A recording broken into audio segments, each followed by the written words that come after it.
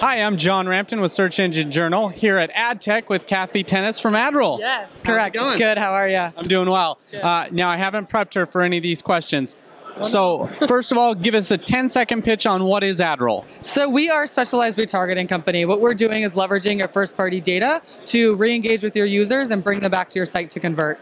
So, when I'm bringing users back to my site, wouldn't there be like a deduplication of content, meaning they're seeing the exact same content primarily?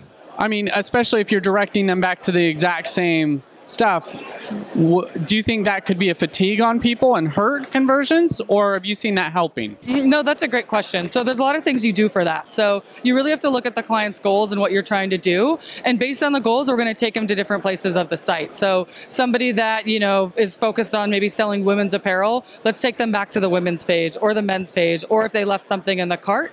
In addition, the people that are just kind of hitting the home page and leaving, we're not necessarily want to throw them in the retargeting pool. It still solves for conversions. But we use that, we combat all of that by, showing different messaging to each of those people, landing them on different landing pages, so, it doesn't fatigue.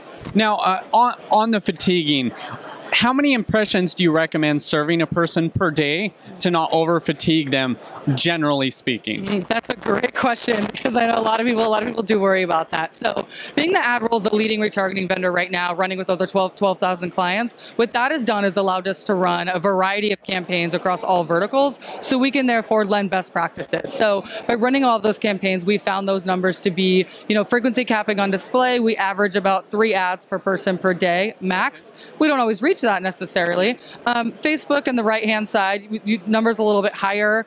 I'd say average 8 to 12. And then the news feed, it's only 1 per day. Okay.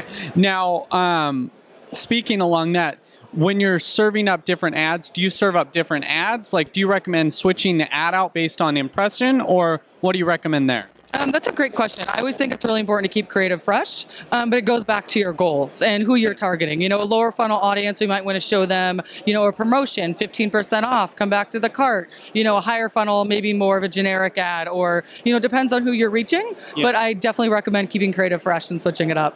Now, how often would you recommend I switch up my creative?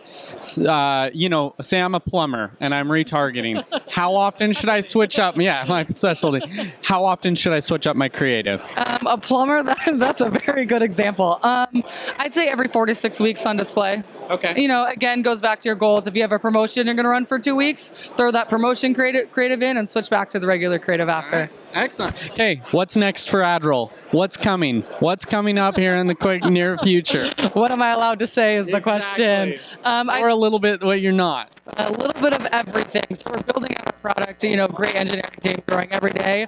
I'd say the biggest thing right now is our cross-device abilities, being able to, retarget in apps, app installs on Facebook and Twitter, all between your desktop and mobile and tablets and whatnot. So that's kind of the biggest push right now on the forefront. Yeah, so question about that, just something interesting on my end.